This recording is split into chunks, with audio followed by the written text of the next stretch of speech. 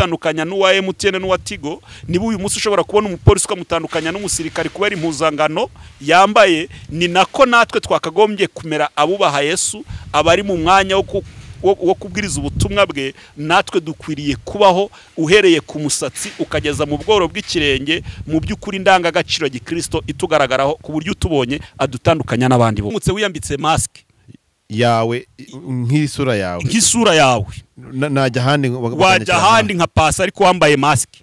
Kimwe nuko ushobora kugenda uri pasi mu mutima, uri pasi mu bitekerezo, uri pasi mu bwenge, uri pasi mu ngingo, ariko ukambara mask itari yawe. Wakwambara mask itari yawe ukajyayo ariko mu isura utari pasi, ariko mu bitekerezo no mu bikorwa urinde uri pasi. Noneho rero igihe cyose umuntu atarakura ibishimwe mu bigawa, agakomeza gukorera umurimo mu byaha, uranyumva, kandi akakomeza kubikunda, kumva yuko ari umuvugiramana. N'uyu munsi ndagira ngo nkumenyeshe ko ingorane dufite mu murimo nabiyisa abakozi b'Imana atari abakozi b'Imana, nabihangiye gukiranuka, nabatubwira ko ivuze, nabatubwira ko ikoze ibi, nyine ibyo. Noneho umuntu ntamese kamwe ngo yemere ko ari umunyantege nkeya, asaba Imana kugira ngo imwongerere imwongere imbaraga. Rero icyo bita babwenge bw'isi navuzemo hano, nabadushuka. Iyi si nigeze kubikubwira, ndakubwira ngo iyi si irarenga, kandi uko irenga niko ica amarenga.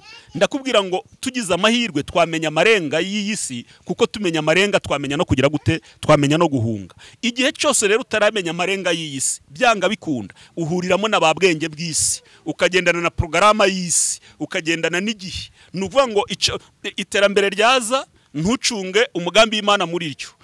Nuvuga ngo ibikorwa byose biriho gukorwa muri ibi bihe ni ibikorwa byo mu minsi y'imperuka, bitera abantu urujijo muri bo, ku buryo umuntu birangira bimunaniye kugenzura ukuri n'ikinyoma. Ubu ni ukuvuga ngo nta kuri kukiri mu bantu, ahubwo ukuri kwahindutse ikinyoma gihuriweho n'abantu benshi. Ibyo rero birangira tugize babwenge bw'isi batubwira ngo nta kundi byagenda, rata humura, ubuntu bw'Imana burahagije. Erega bijya bibaho, Yesu yarabikoze ku musaraba, Yesu yarapfuye kandi yarazutse. Mu minsi yashize ngira ngo narabikubwiye, sinzi niba narabivuze mu kiganiro.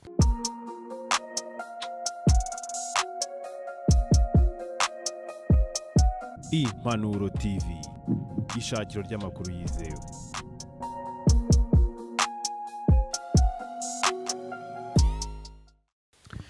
Yesu ashimwe cyane kandi ahimbazwe kuri mwese mukurikiye ibiganiro byacu. Ndabakunda cyane, ni ukuri, nayo mpamvu nkora ibishoboka byose kugira ngo ngere ku byo mukunda cyane. Ni ijambo ry'Imana, ni ubutumwa bwiza bwa Yesu Kristo mu buryo nk'ubu ngubu.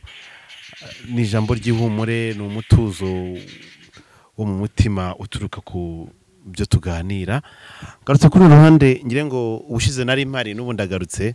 Biranezeza cyane kuba kuri uruhande ndi kumwe na Papa Daniel, yitwa Evangeliste Daniel. Ngire ngo ubushize turi kumwe, twaraganiye byinshi, ibiganiro mwarabikunze, bituma ko twongera kugaruka kubera ku busabe. Ariko rero ndabona uko nasize ariko hakimeze, nta musinyi mbonye waraca, nta gasima mbonye karongerwaho. Ubwo ku bantu bari bemeye ko hari icyo bari bakora umwanya wabo hanze y'u Rwanda, Imana ibamugisha cyane. Kaze rero muri kino kiganiro cyacu cy'uyu munsi cyane. Papa, Yesu ashimwe cyane. Yesu nahimbazwe burundu. Umeze neza? Turi amahoro, turashima Imana. Yego, Imana ikomeje kutubera amaso. Yego, rero hari abantu badukurikiye cyane, hari abantu badukunda, hari abantu bagiye kubona, hari abantu basanzwe gukunda. Reka uyu mwanya ubanze basuze kandi banamenye Daniel ninde tujye kuganira, maze ubundi bindi tubyinjiremo neza cyane dutuje. Murakoze cyane. Ndabaramukije mu izina rya Yesu Kristo abantu badukurikiranye kandi bakunda Impanuro TV, bagakunda no kumva ijambo ry'Imana. Izina ry'Imana rikomeze guhabwa icyubahiro mu mitima yabo. Imana ishimwe. Hanyuma reka mbanze nanashimire bamwe muri bo, nubwo wabonye uko wasize ariko hagisa, ariko ntituvuze ko Imana itari gukorera muri bo. Harabiri gukoresha. Ni ukuri harabiri gukoresha. Ndatekereza ko mu minsi mike nugaruka uzasanga hari ibiri guhinduka, kuko hari abantu bagiye bagerageza kugira icyo bakora uretse ko byahuriranye nuko hari abanyeshuri bari birukanwe bitewe na minerivare hanyuma abonetse aho guhita nyagura sima ahubwo mpita nsubiza abana ku ishuri. Iryo ni ishimwe rikomeye cyane kuba uyu munsi nta mwana utari ku ishuri, bose bari ku ishuri. Ubwo rero urumva ko hari ikimana iri gukora. Ndabashimiye kandi nukuri yaba uwakoze ku kigero kinini yaba uwakoze ku kigero gito yuko ubushobozi bwari buri, Imana yo mu ijuru bahereza umugisha. Dore ko hari nubwo tubura uko duhita tumushimira ukoze, kuko momo y'uyu munsi ntabwo izana nimero ya telefone. Iyo n'umuntu akabona akoze geste ariko ntumenye n'uwabikoze ni yewe ukanarindira akakwandikira ngakubwira ati ni ngewe ukoze icyo gikorwa ubonye, ukabura message kubwira ngo ni ngewe, nuko nyine ukanyurwa n'ishimwe ryo mu mutima, ariko akanwa kamwaturaho umugisha kakaba mu bucece. Ntitwatura umugisha live twumvikana tuvugana. Rero bujya biba byiza cyane mbyisabire ku giti cyanjye, umuntu ugize icyo akora burya yatanagikoze bucece, dore ko nta wundi abari kubwira. Undi akoreye iyo yanditse message ku ruhande akakubwira ati ni runaka nari nkoze iki ngiki ku mpamvu zawe bwite, binaguha gutuza, kuko hari n'igihe uvuga uti hari igihe nanayakoresha akaba ari umuntu unyibeshye wibeshya amafaranga ye akayoba, yenda mu kanya MTN irampamagara imbwira iti hari umuntu wibere. Nta muntu wigeze ampamagara ngambwire ko amafaranga yayobye, bivuze ngo message nabonye zose nizanjye. Rero ndanezerewe ku bwabo, kandi Imana y'amahoro yumve ko mbashimira, kandi n'undi wari wese ugerageza gukomeza kudukoreraho umugisha ni karibu, kuko tuzi neza yuko buri muntu wese azahembwa ibikwiranye n'ibyo yakoze. Imana ibaha umugisha. Imana igumishaka ngo aka kanya maze ubundi usengera aka kanya tugiye kujyamo n'abo bantu bose basabira umugisha, kandi n'abagiye gukomeza gukora nabo umugisha w'Imana ubomeho ibihe byose. Mana, mu izina rya Yesu Kristo, uri Imana dukunda kuko nawe udukunda, utwitaho, utumenyera ibidukwiriye ku manywa ndetse na nimugoroba. Habwa icyubahiro, turagushimye cyane. Tunejejwe n'imirimo yawe itangaje ukomeje kutugirira ukoresheje abo waremye, kandi niko biri, ni nako bikwiriye kugenda, kuko twese turiho mu nyungu z'abandi, kuko twamaze gusobanukirwa ko dukwiriye kubaho hakaboneka n'abandi babaho kuko turiho. Utanga umugisha ku muntu wese wagize icyo akora kuri twe, kandi nk'uko wavuze neza yuko muri twushyizemo imbaraga n'ubutware n'ubushobozi, ukanatubwira ko tuzasengera tumwizereye tumwingingiye, utazabura guherekesha imirimo n'ibitangaza isengesho, kandi ukadusaba ko umuntu wese ugize icyo akora kuri twe tutazabura kumusabira umugisha. Dusabye umugisha ku muntu wese wagize icyo akora, kandi dusabye umugisha no ku muntu wese ukigambirira, ugitekereza, ugihiga kugira icyo akora kugira ngo tunezezwe n'imirimo yawe binyuze muri we. Umugirire neza kandi twese utugirire neza. Reka tukuragize n'ikiganiro tugiye gukora. Tugiye gukora ikiganiro, kandi ibyo tugambiriye ntabwo ari ukwihimbaza, si ukwesha icyubahiro, si ukumenyekana, ahubwo dukeneye kugira ngo ibendera ryawe rikomeze kuzamurirwa mu mitima y'abantu, kugira ngo wari wihebye, wari ucitse intege, wari utentebutse, niyumva imvugo yawe mu ijambo ryawe arusheho gusobanukirwa umugambi wawe kuri we. Niyo mpamvu tuburijemo imigambi ya Satani. Rero impamvu yose yatuma abadukurikiranye badasobanukirwa ukuri kw'ijambo ryawe, cyangwa ngo babashe kumenya no gusobanukirwa umugambi wawe ku buzima bwabo, iyo mpamvu yose ikurweho, nuko twese tugirirwe neza nawe, kandi amahoro yakomeze gutwarira muri twe, mu izina rya Yesu, amen. Amen, amen, amen, haleluya. Kandi izashimwe cyane guhe n'umugisha kuri iri sengesho ryiza. Amen. Abantu barishimye cyane ku kiganiro twakuranye ubushize, haba cyane cyane kimwe cy'ubuhamya, baracyumvishe.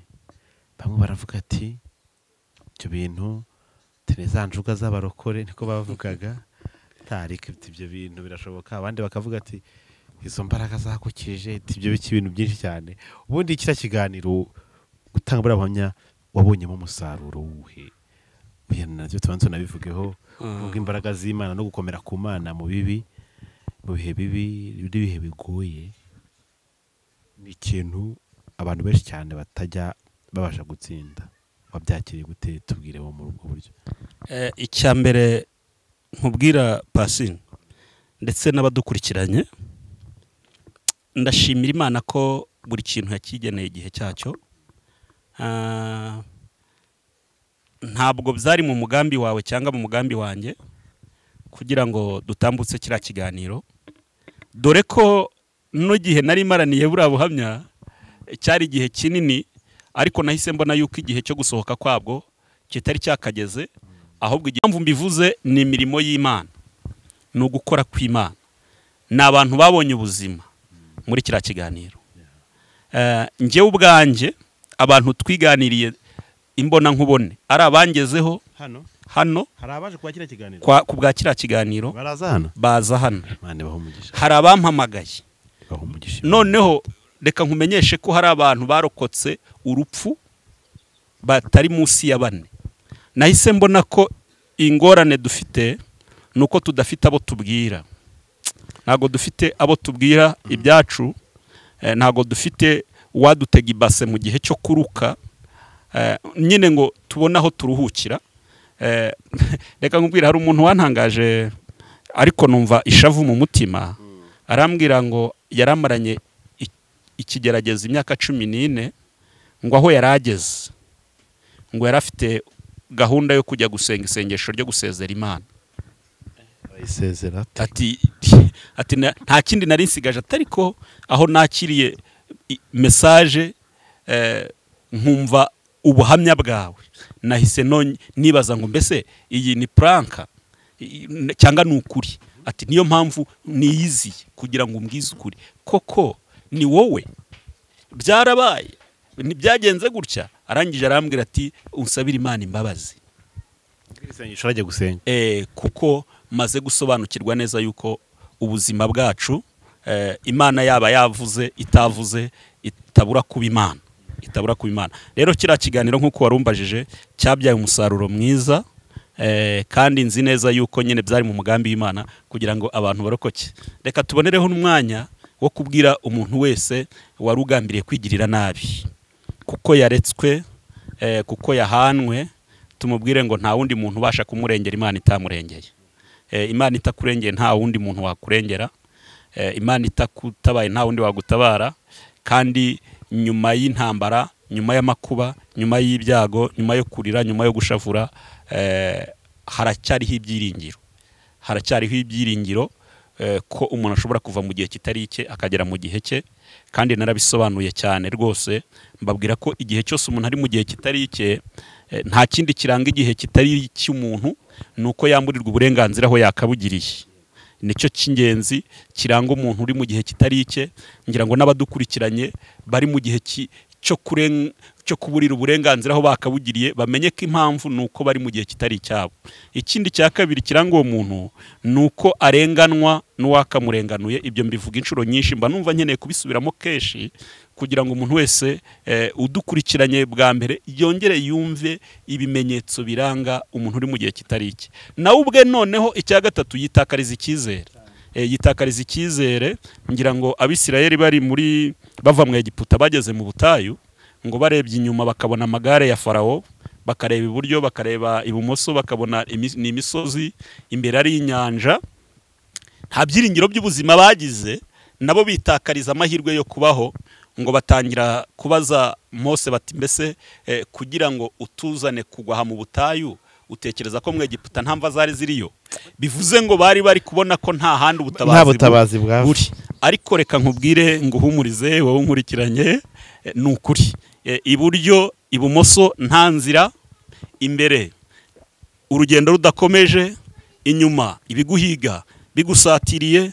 Ndagira ngo nkumenyeshe ko iyo igihe cy'Imana kitaragera ntabwo bishoboka ko uva mu mubiri. Kandi twarabibabwiye, tubabwira ko nta muntu ushobora gupfa hatabayeho guhura kw'ibintu bitatu, ngo aho umuntu azagwa, ikizamwica n'igihe, ngo bibe bihahuriye.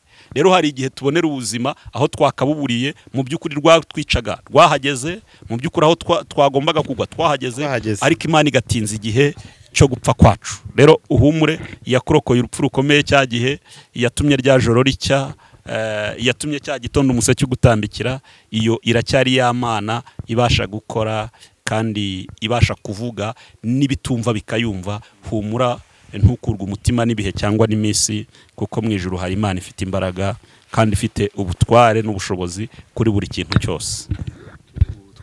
Imana izumugisha cyane. Amen.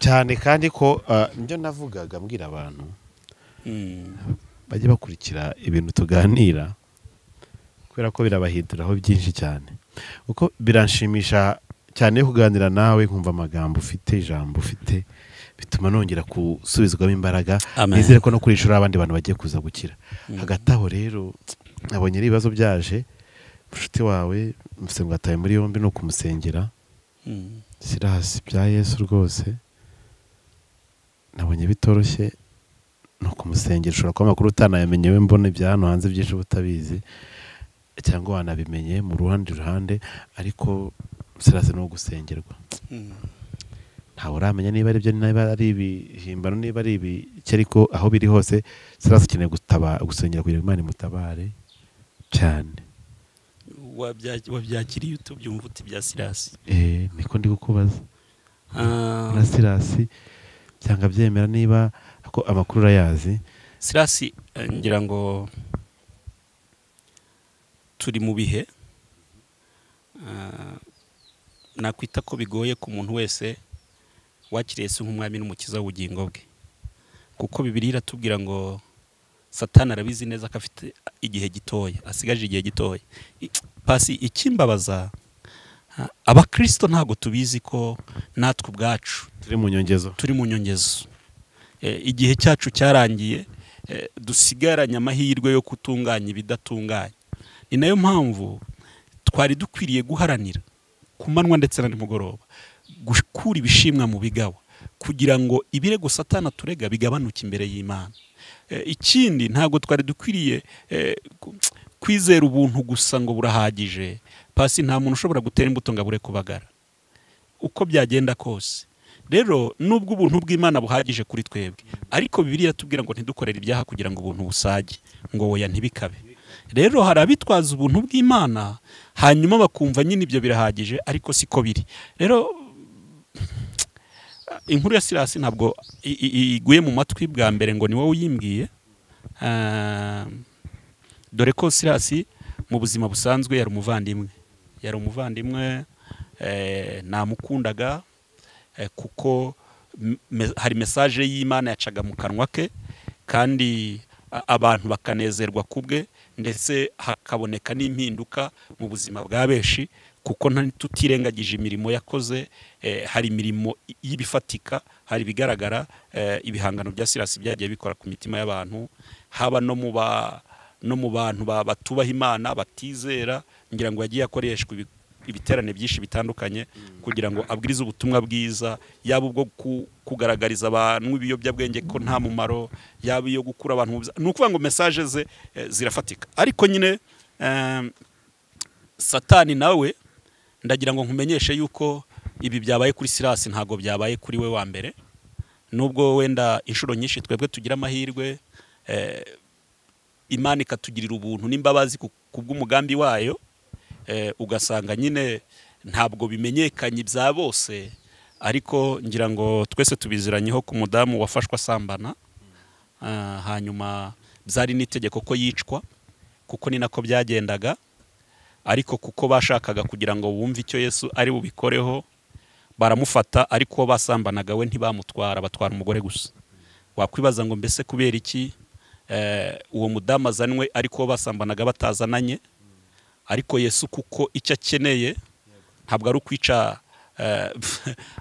abanyabyaha yazanwe no gushaka no gukiza izo zazimiye kuko ari guhamagarira abarushye n'abaremerewe kandi nta wundi mu ruhorega burya nta mu ruhu uruta uw'ibyaha ni ukuri nta mu ruho uruta uw'ibyaha niba hari umuruho uruta indi pasi ni umuruho w'ibyaha n'ingaruka zabyo Bibiliya irabivuga kandi ikatubwira ko tubikora ikatwihorera muri Zaburi ngo ibyo urabikora nka kwihorera ukibwira yuko mpanwe nawe rwose ariko nzabishyira imbere y'amaso yawe uko bikurikirana ntabwo igihe cyo kubishyira imbere y'amaso y'umuntu cyari cyagera ahubwo ibi ni ibimenyetso by'uko byanga byakunda nubwo yabicecetse nubwo yabikuretse ariko itayobewe amafuti yawe itayobewe amakosa yawe rero reka mbwira abantu badukurikiranye bakunda Imana pasi mu minsi yashize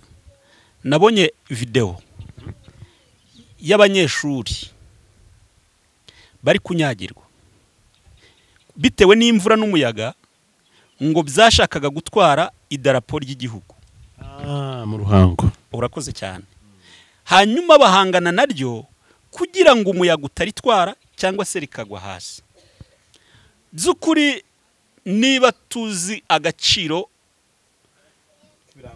k'ibirango by'igihugu tukaba tunasobanukiwe umumaro wabyo, nari ndimo mbwira abitwa abavugiramana, narimo mbwira abitwa abantu b'Imana ko natwe dufite inshingano zo gucunga no kurinda ibendera ry'Imana kugira ngo ritururutswa n'ibidafite umumaro byo mu mitima yacu.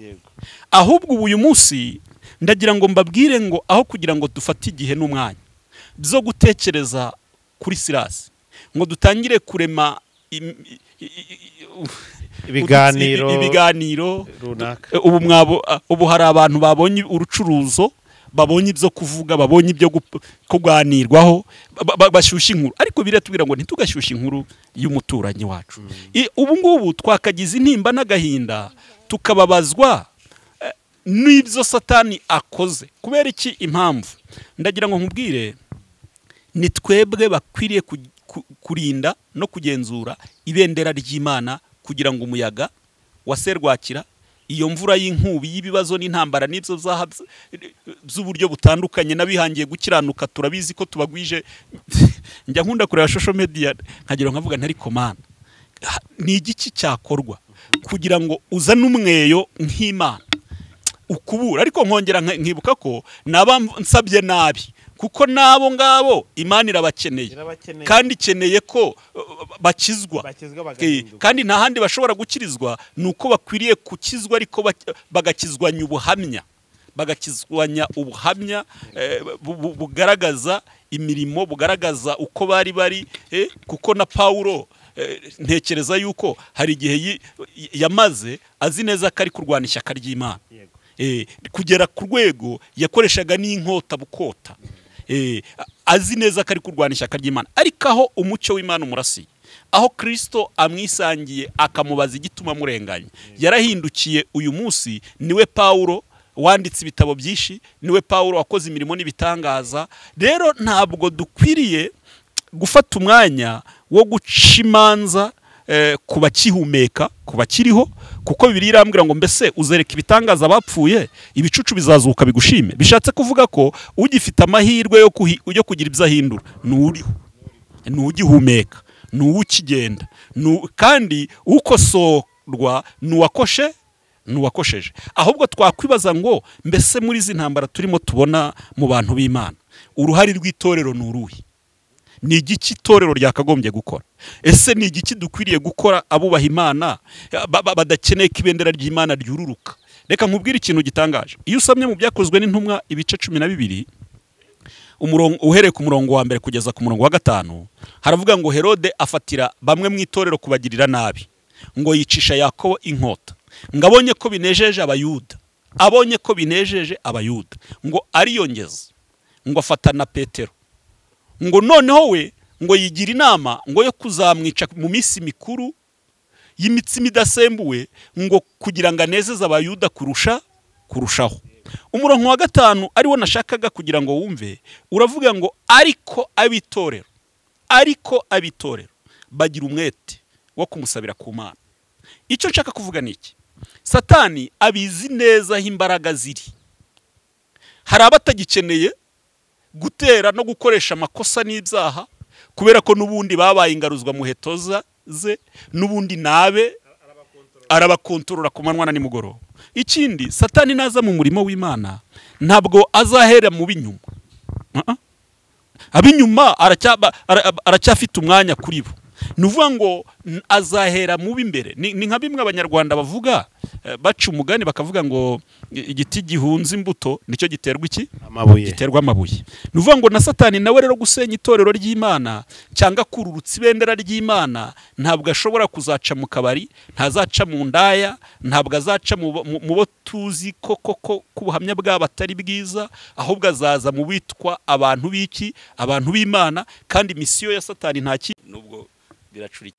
rero nibyo nari ndimo mbwira abadukurikiranye pasi uruhari rw'itorero mu ntambara turadwumvise mu byakozwe n'intumwa uko havuze ngo nuko abitorero bagira umwete wo kumusabira ku Mana.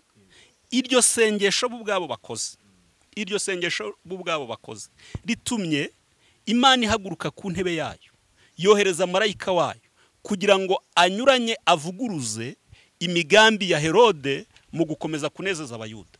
Nubwo uyu munsi hari abayuda banezerewe kandi bishimye, babona itorero riri gusenyuka, babona umurimo w'Imana uri kwangirika, bakumva nyine babonye umwanya wo kuvuga, babonye umwanya wo kuvuga, babonye content, babonye titre, ariko siko byakagombye, ntago ariko byakagombye. Rero natwe icyo turimo dusabwa nibyo nari ndimo nkubwira, icyo Satani akora nta handi ahera imbere ku gatuti. Naramuka ageze mu itorero ry'Imana, icyo azakora kugira ngo ayobye abantu benshi, yangize n'ababandi bari bakeneye kugira ngo baramizwe n'ukuri kw'ijambo ry'Imana, babone uko bahinduka ibyaremwe bishya. Azaza anyure muri twe abavugira Imana bazwi, hanyuma anyure mu bishopu, anyure muri ba poso. Noneho ibyo bizatera urujijo n'umutima uhagaze babandi bari barindiriye kwakira Yesu nk'umwami n'umukiza w'ubugingo bwabo, bibaza ibyo bajyamo ni ibiki. Ntabwo Satani ashobora kuza ngo ahere kuri ku gice kumwizera mushya. Oya, ntabwo azahera ku mukristo, ntabwo azahera ku muririmbyi, ntabwo azahera ku mudiyakoni kandi ku gatuti bahari. Ni nayo mpamvu ubona Satani ari kwambura ububasha abakagombye kwitwa abakozi b'Imana, ukajya kumva ari ibiganiro maze imisi mbona nkavuga ariko ibi biganiro ni ibiki n'ukuri kose. Ukumva umuntu aravuze ati jewe nambuye uburenganzira runaka, ntigeze amusuka amavuta, ntigeze amwimika, ntazi uko yakiriye Yesu nk'umwami n'umukiza, ngo ati genda ndamuhagaritse aka kanya ndamutenze. None ukibaza se birabyo bifata nka comedy? Ntago bya nyine nicyo Satani akoresha, abizana nka comedy nk'uko bivuga, natwe tubona nka comedy. Ariko kuko uwo nguwo ukina iyo comedy ari we wakagombye kuba ari kubwiriza ubutumwa bw'amahoro, ari we wakagombye kuba ari kubwiriza ubutumwa bwiza, bizatuma n'uwakakiriye Yesu nk'umwami n'umukiza bifata nka comedy. Yewe nanamubwiriza ubutumwa akabwumva, ariko azababwirijwe mu buryo bwa comedy, azakira agakiza nka comedy. Rero dukwiriye kuba maso nk'uko bari abana nari ntanzeho urugero babaye maso bakarinda idarapo ry'igihugu gutwarwa n'umuyaga. Natwe abamaze kumenya Yesu nk'umwami n'umukiza w'ubugingo bwacu, nitubere maso Kristo, turwane ishyaka, ntitwemere ko Satani yururutse ibendera ry'Imana. Niba ibendera ry'igihugu ritakururutswa uko ryishakiye, uko abantu bishakiye cyangwa uko byiboneye, ntabwo ibendera ry'Imana ari ryo gaciro gatoya kurusha iry'igihugu, ku buryo ari ryo tugiye kwemera ko ryururutswa na buri muntu wese. Ntabwo twabona umwanya wo gucecekesha abari kuvuga Imana nabi, ariko kandi reka bavuge, hari igihe kizagera Imana ikitamurura ikagaragaza ukuri kwayo, kuko ntizaceceka pe. Hari igihe kizagera rero Imana ikarwana ishyaka ryayo, kuko ni Imana ifuha. Ubwo ifuhe ryayo umunsi rizaza, mu byitege muzabibona. Kandi abihangira gukiranuka ntibanabakomeretse ngo babatware n'umwanya muri mwebwe, kuko hari igihe kizagera Imana ikarobanura intama muki, ikarobanura intama mu ihene, ikarobanura intama mu ihane. Ubwo rero numva aricyo navuga. Naho ibyo Silas yahuye nabyo nyine ni ibitero, ni intambara, ariko zidakwiriye gusenya umurimo, ndetse nta nubwo ari igihe cyo kwangwa, nta nubwo ari igihe cyo kurekwa. Ahubwo niba koko hari abafana be yagiraga, niba hari inshuti ze yagiraga, iki nicyo gihe cyo kumuba hafi, iki nicyo gihe cyo kumushakira umwunganizi mu mategeko, kuko biracyakekwa. Ntabwo yari yajya mu rukiko ngo ahamwe n'icyo cyaha, ariko sinigitangaza ko cyanamuhama. Dukwiriye kwibaza ngo mbese ubundi inyungu y'Imana muri ibi bibazo bya Silas ni iyihe? Niyo kugira ngo abari bameze nka Silas bakora umurimo rwihishwa bakawuvanga n'ibyaha, bamenye ko iminsi ihimwa n'umwe. Hanyuma ahubwo wari ukwiriye kugarukiraho garukiraho ngaho mwene data dukurikiranye, wivanga ibyaha n'umurimo w'Imana, kuko ntibivangwa. Kandi nubwo yaceceka kugira ngo iguhindure umupfapfa ihagarara ku bitugu ibwiriza ubwoko bwayo, wari ukwiriye nawe kumva ko udakwiriye gukomeza kubaho nk'icyapa kiyobora abagenzi. Kandi ingaruka ituruka kuri ba bwenge bw'isi pasi. Bwenge bw'isi. Ba bwenge bw'isi. Ba bwenge bw'isi ubwo turabita bande? Ba bwenge bw'isi. Reka nze nkuririmbire biraguha igisubizo. Kantega amatwi. Ba bwenge bw'isi barayobya abagenzi ngo nta kibazo, ubwenge bw'isi ni ngombwa, bakabashukashuka bakambara ubucabari, bajya gusenga bagatukisha umusaraba. Ba bwenge bw'isi barayobya abagenzi ngo nta kibazo, ubwenge bw'isi ni ngombwa, bakabashukashuka bakambara ubucabari, bajya gusenga bagatukisha umusaraba. Kwambara ubucabari si ukubura amafaranga, kwambara ubucabari si ukubura umukene rw'imbi, oya kwambara ubucabari ni uguta agakiza kazima, umwuka wera akagenda ugasigara na fotokopi. Kwambara ubucabari si ukubura amafaranga, kwambara ubucabari si ukubura umukene rw'imbi, oya kwambara ubucabari ni uguta agakiza kazima, umwuka wera akagenda ugasigara na fotokopi. Reka ndekeraho ngaho. Ubwo nibwo bucabari abantu bagira ngo ni ukwambarishwa mbagara. Arya abantu bibwira ko kwambara ubucabari. Harimo n'abajya mu butayu gusenga ngo bagiye bakishwanyaguriza imyenda ngo hangaye ngo Imana iraza kwita ikora ifata umurongo mugende abana. Bebe ngino hano. Kwambara ubucabari ntabwo igisobanuro ari ukubura umukene. Ntabwo ari uko utize. Ntabwo ari uko uri mu cyiciro cya mbere. Ntabwo ari uko uhabwa inkunga na leta. Oya, kwambara ubucabari ni uguta agakiza kazima. Iyo guta agakiza kazima bisobanuye gukora divorce. Ni ukuvuga ngo inshuro nyinshi hari igihe ikinyarwanda kitunanira kukisobanura kandi nta rundi rurimi turi gukoresha. Agakiza kazima. Guta agakiza kazima. Reka mbisobanure. Agakiza kazima siko ugataye ubwo urumva ahubwo udataye isaro. Yes, iyo wagataye nyine agakiza kazima usigara umeze nka fotokopi. Nuvuga ngo hari icyo twita mask. Reka tubivuge mu buryo bwumvikana. Wowe pasi ubu tuvugana. Uramutse wiyambitse mask yawe nk'isura yawe. Nk'isura yawe. Najya handi wajya handi nka pasi ariko wambaye mask. Kimwe nuko ushobora kugenda uri pasi mu mutima, uri pasi mu bitekerezo, uri pasi mu bwenge, uri pasi mu ngingo, ariko ukambara mask itari yawe. Wakwambara mask itari yawe ukajyayo ariko mu isura utari pasi, ariko mu bitekerezo no mu bikorwa urinde uri pasi. Noneho rero igihe cyose umuntu atarakura ibishimwe mu bigawa agakomeza gukorera umurimo mu byaha. Uranyumva? Kandi akakomeza kubikunda kumva yuko ari umuvugiramana. N'uyu munsi ndagira ngo nkumenyeshe ko ingorane dufite mu murimo nabiyisa abakozi b'Imana atari abakozi b'Imana, nabihangiye gukiranuka, nabatubwira ko ivuze, nabatubwira ko ikoze ibi, nyine ibyo. Noneho umuntu ntamese kamwe ngo yemere ko ari umunyantege nkeya, asaba Imana kugira ngo imwongerere imwongere imbaraga. Rero icyo bita babwenge bw'isi navuzemo hano nabadushuka. Iyi si nigeze kubikubwira, ndakubwira ngo iyi si irarenga kandi uko irenga niko ica amarenga. Ndakubwira ngo tugize amahirwe twamenya amarenga y'iyi si, kuko tumenya amarenga twamenya no kugira gute, twamenya no guhunga. Igihe cyose rero utaramenya amarenga y'iyi si, byanga bikunda uhuriramo na babwenge bw'isi, ukagendana na programa y'isi, ukagendana n'igihe. Nuvuga ngo iterambere ryaza ntucunge umugambi w'Imana muri ryo. Ngo ibikorwa byose biriho gukorwa muri ibi bihe ni ibikorwa byo mu minsi y'imperuka bitera abantu urujijo muri bo, ku buryo umuntu birangira bimunaniye kugenzura ukuri n'ikinyoma.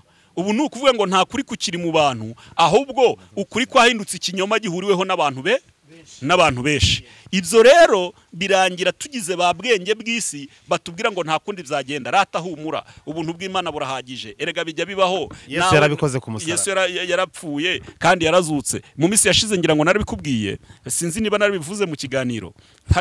Nari ndi kwigisha abantu muri groupe, hari groupe yari yantumiye. Hari umuntu nigeze kubona ari kwigisha abantu rwose ashishikaye, arababwira ngo Imana ngo ntabwo ari kuriye ngo kudutegeka ngo kubabarira abanzi bacu, ngo kuko ngo nawe yaravuze ngo nkunda bankunda, ngo niba Yesu ngo akunda abamukunda, ngo kuki ngo njyewe nakunda abanyanga. Izo ni inyigisho z'ababwenge bw'isi. Ariko hari ikintu bajya bibagirwa ko yuko Yesu yabwiye intumwa ze ngo mukunda abanzi banyu. Yarakibagiwe nyine kubera ko ubwenge bw'isi we yaje amubwira ko kwamamara no kumenyekana byihuse agomba kuvuga ibidakwiriye kuvuga cyangwa se mu kwakira Yesu nk'umwami n'umukiza we niko yamwakiriye amufata atyo. Ariko hari ibyo tudakwiriye kubwira abantu kuko birirambwira ngo umuntu wanga mwene se aba n'umwicanyi. Ibi biri kavuga ngo kandi muzi neza yo kumwicanya atazabona ubwami bw'Imana. None se ariko twere gushukwa n'ababwenge bw'isi kuko iyo dushutswe n'ababwenge bw'isi birangira twambaye ubucabari, kandi iyo twambaye ubucabari umwuka wera akagenda dusigara turi fotokopi, umuntu akatubona mu ishusho itari yacu. Ni nayo mpamvu turi kubona abantu mu ishusho itari yabo. Rero ntihagire uwo dutindaho cyangwa ngo akubangamire wowe dukurikiranye, wa wundi ubona ukabona ubuhamya bwe butandukanye n'ibikorwa bwe, mwihorere. Ahubwo wowe rokora ubugingo bwawe, buvane mu maboko y'umwanzi, buvane mu maboko ya Satani. Wowe genzura aho ukandagira, genzura ibikorwa byawe, genzura imibereho yawe. Nabwira buri muntu wese unadukurikiranye ko buri muntu wese arikirizwa. Uko buri muntu yivukira ni nako buri muntu yikirizwa. Rero duhangane no kugira ngo buri muntu wese agire indangagaciro ya kirazira kandi akunda Imana, ayubahe, ayizere, ayiringire, atagendeye ku bandi bantu. Papa, hari ibintu byinshi cyane twavugaho, ariko iki cyose nagira ntakikubajije. Hari ikintu nabonye cyo ngiye kusa nkaho muri uyu murimo wa data cyavugishije abantu, baravuga ati icyo gihatsi iki. Ubundi twamye tuzi neza yuko inzu y'Imana ari ntavogerwa, ari ndakorwaho mu buryo ubwo ari bwo bwose. Nyuma yuko twabonye insengero zasenywe ngo uko zitujuje ibisabwa cyangwa se ziri ahantu zitagomba kuba zubatse, abantu barabyumva, cyane cyane amacaci muri Kigali. Ariko twabonye n'insengero za ADPR bamwe bavuze ngo insengero ziri kugurishwa. Niyo mvuga abantu benshi bari gukoresha. Hari insengero zirimo ADPR rukiri n'andi maparuwasi atandukanye. Iki kintu nk'umunyamwuka, nk'umukristo, iki kintu cyo kugurisha insengero mu kwimuka cyangwa se n'ubundi buryo runaka bishobora kuba byakorwamo n'izagiye zisenyuka, iki kirere kiri gukorerwamo ibintu wowe uri kukihishurwamo iki mu buryo n'umukristo wawe bona bitamugusha ahubwo byamutera iyindi nzira kugira ngo akore umurimo w'Imana mu buryo bwiza kandi busobanuze? Pasi, hari aho tugera noneho tukavuga nk'abadakeneye kugira uwo tunezeza. Nubwo Imana yihagije kugira ngo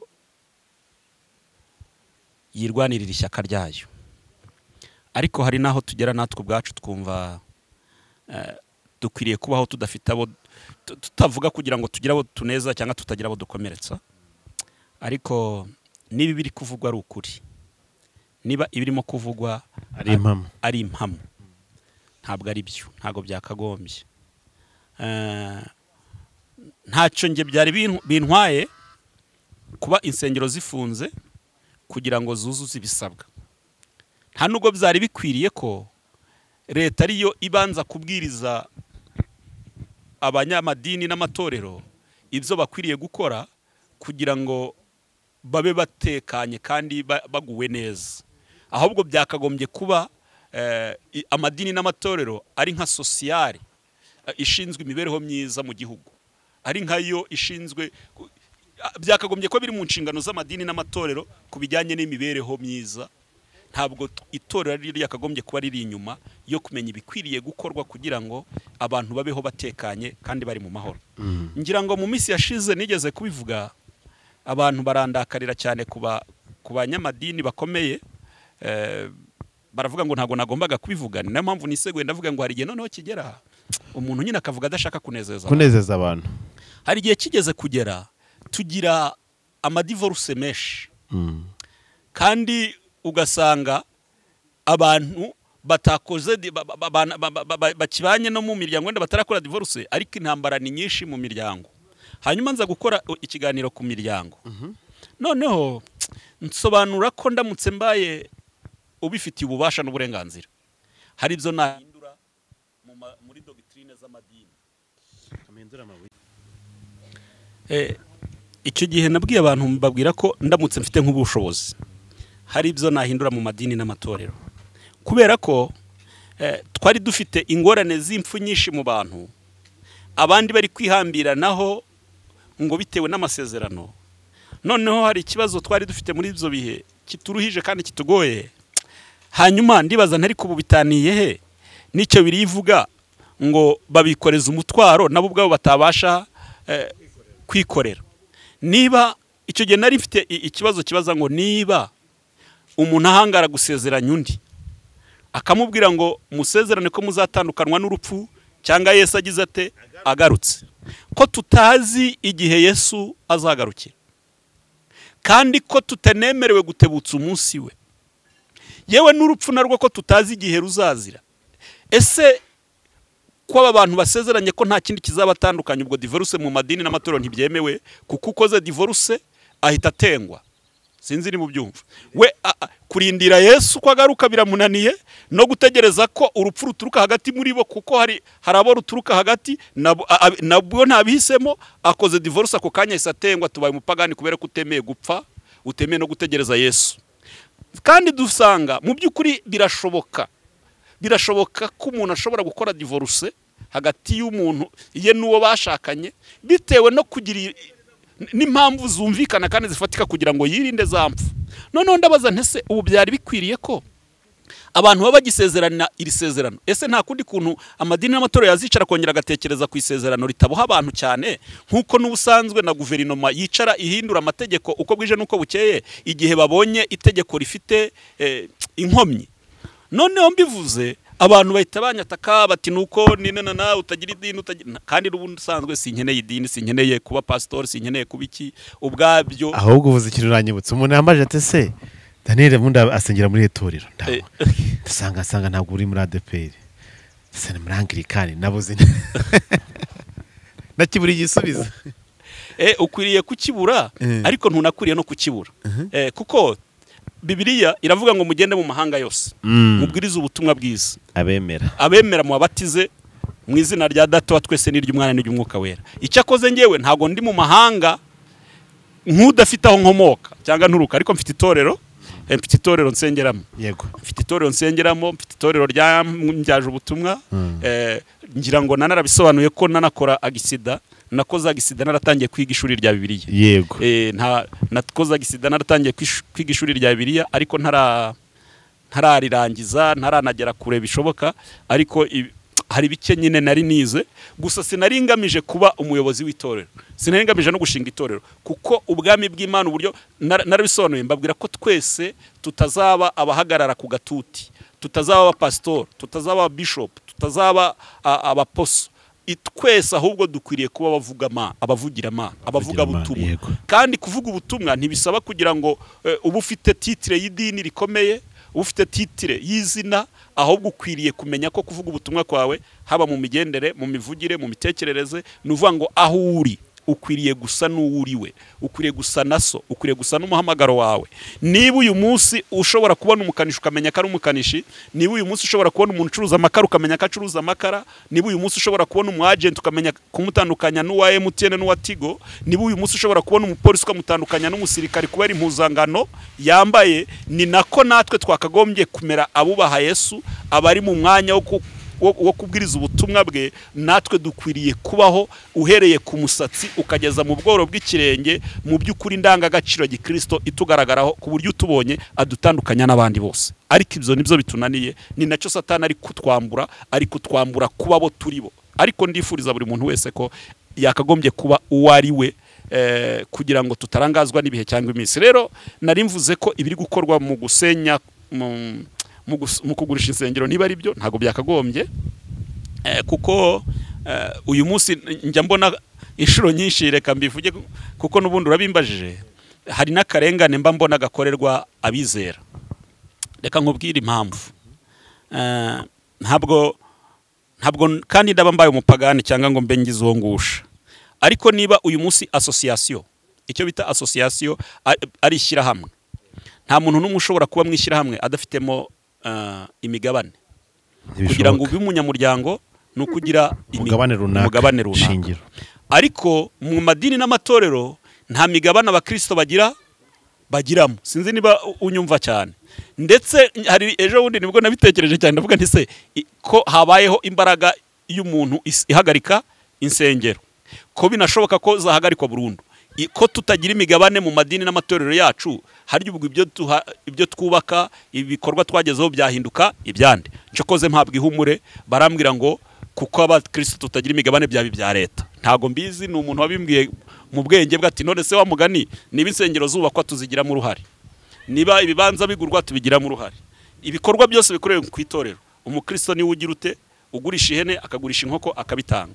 Ariko nta munsi numwe yavuga ati mbese kuri konte y'itorero hari 5 hari 2. Unasanga inshuro nyinshi birenzeho tukarwaza bwaki mu nsengero, tukarwaza bwaki, leta yo ikirirwa mu nsengero iri gukora amabarura y'abarwariye bwaki muki mu nsengero. Ntago byakagombye. Nigeze kubwira abantu ndababwira ngo niba hari n'ikindi kintu Satani yakoze kitari cyo n'urucuruzo rwo mu rusengero. Buriya rucuruzo rwo mu rusengero ntago njya nwemera n'umusumwe, kuko njya mbabara iyo mbonye nk'umuntu azanye amaturo y'imboga kandi mu rusengero harimo abafite imirire mibi, hanyuma mu matangazo umuntu agahaguruka agacuruza imboga kandi yakagombye kuzihereza wa undi udafite imirire myiza akaramwigisha kuziteka nk'ikimenyetso. Amajya akaboneka mu rusengero cyangwa ibindi bintu bikenerwa kugira ngo bitange ubuzima. Ntago nshaka kuvuga ibi bintu, njya nirinda kubivugaho pasi. Rero niba biri mu nshingano z'uri kugurisha urusengero narugurishe kuko biri mu nshingano ze, nta nubwo nyine kumenya ngo process ni yihe kugira ngo umuntu agurishe urusengero cyangwa arukoresha ibyo ashaka kurukoresha. Ariko leta nkuko itekereza ku Banyarwanda n'Abanyarwandakazi umunsi ku wundi, izanatekereze ku bijyanye n'imigabane umuntu yakagombye kuba afite mu itorero abamo, kuko mbona aho ngaho hariho ahari abantu bakeneye kugira ngo bahabwe ukuri, kuko natwe turabibazwa kenshi tukabura ibisubizo. Ariko niba ari amakoperative koko, niba ari amasosiyasiyo, ni uruhe ruhari rutoya rufatika umukristo afite rutari rwo guterana gusa, kandi utatanze umusanzu urahagarikwa ugatengwa, ukaba wanavumwe ngo ntuzabona ubugingo. Ibintu nk'ibyo birakomeye, n'ingingo ndende tutagaruka kano kanya asanga yenda ari byinshi cyane. Ariko kugira ngo ndeke n'izindi gahunda zikomeze, uyu munsi hari abapasiteri bari mu nkiko zirafate nawe uyu munsi ngo yaburanye. Hari abanyamakuru nabonye bagezeyo, hari abandi bapasiteri bavuga ngo birirwa batengana kuri YouTube. Content zabo no zo gutengana, ndaguciye nanjye ndaguciye, ndakumennye nanjye ndakumennye, ndagusanjije, ibintu nk'ibyo. Turagaruka kandi kuri uru ruhande tubona ikitwa umukozi w'Imana yataye agaciro, yataye kajireme. Mbere umuntu kwitwa pasiteri byabaga ari ishema, ariko uyu munsi arawushobora kugira ugashyira kuri na pasiteri kugira ngo abantu batavuga ati twarabamenye ibyo mwirirwamo mwabaye abatuzi cyangwa mwabaye ibyo ntazi.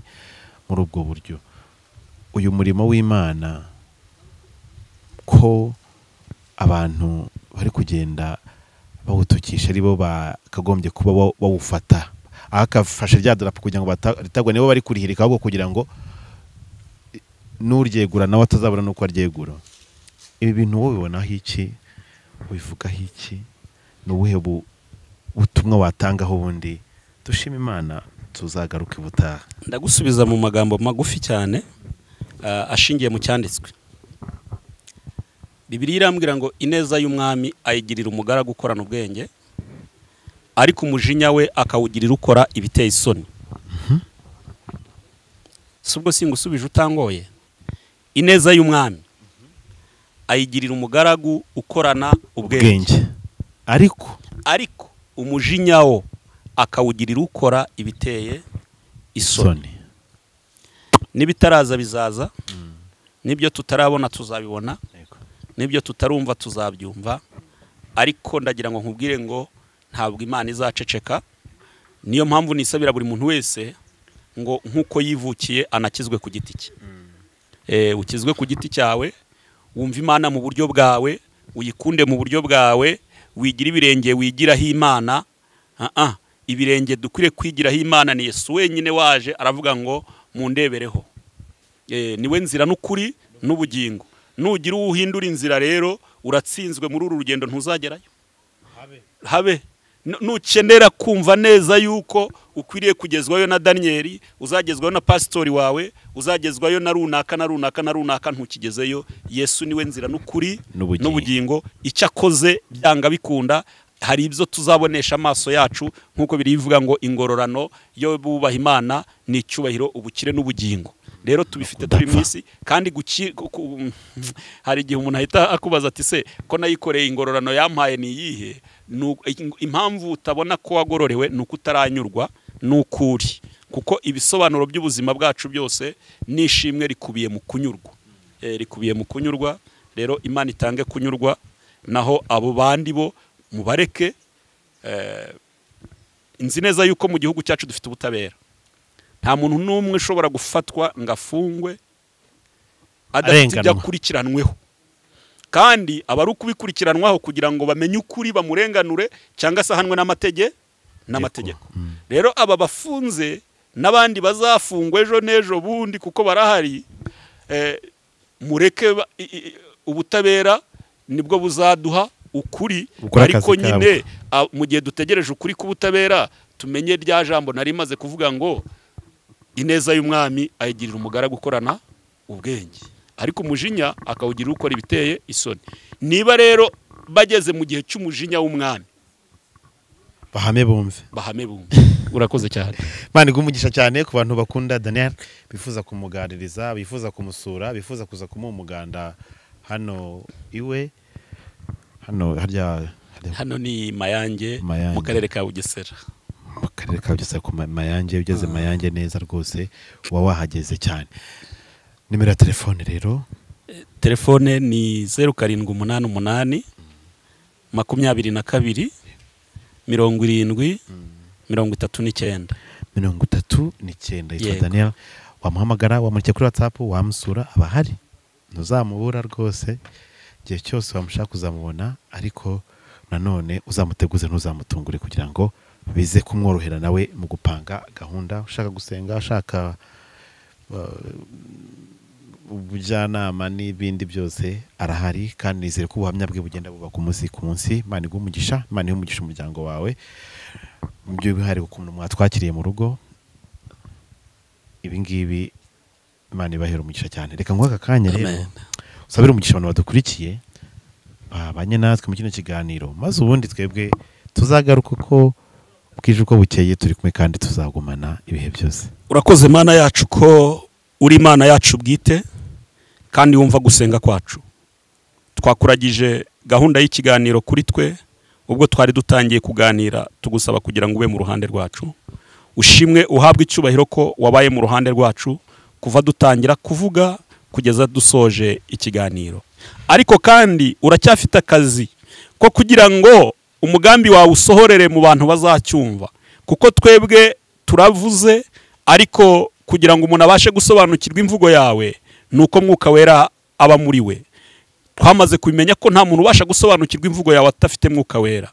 Turasaba Mwuka Wera w'Imana kugira ngo yururuke aganze mu mitima y'abantu bose bazategera amatwi kumva iki kiganiro, bazabashe kumva no gusobanukirwa umugambi wawe ku buzima bwabo. Kandi wari ubuze ibyiringiro asubizwemo ibyiringiro, wari ucitse intege yongere gusubizwamo imbaraga, wari ubuze uko agira umurengere, kuko ari wowe Mana ibasha kurengera uwo kurengerwa, igatabara uwo gutabarwa. Ukomeze kutumenyera ibidukwiriye ku manywa na nimugoroba, kandi amahoro yakomeze gutwarira mu mitima yacu, mu izina rya Yesu, amen. Amen. Imana ibamugisha cyane, turabakunda, mukomeze mugubwe neza n'ibihe byiza. Imana ibarinde. Amen.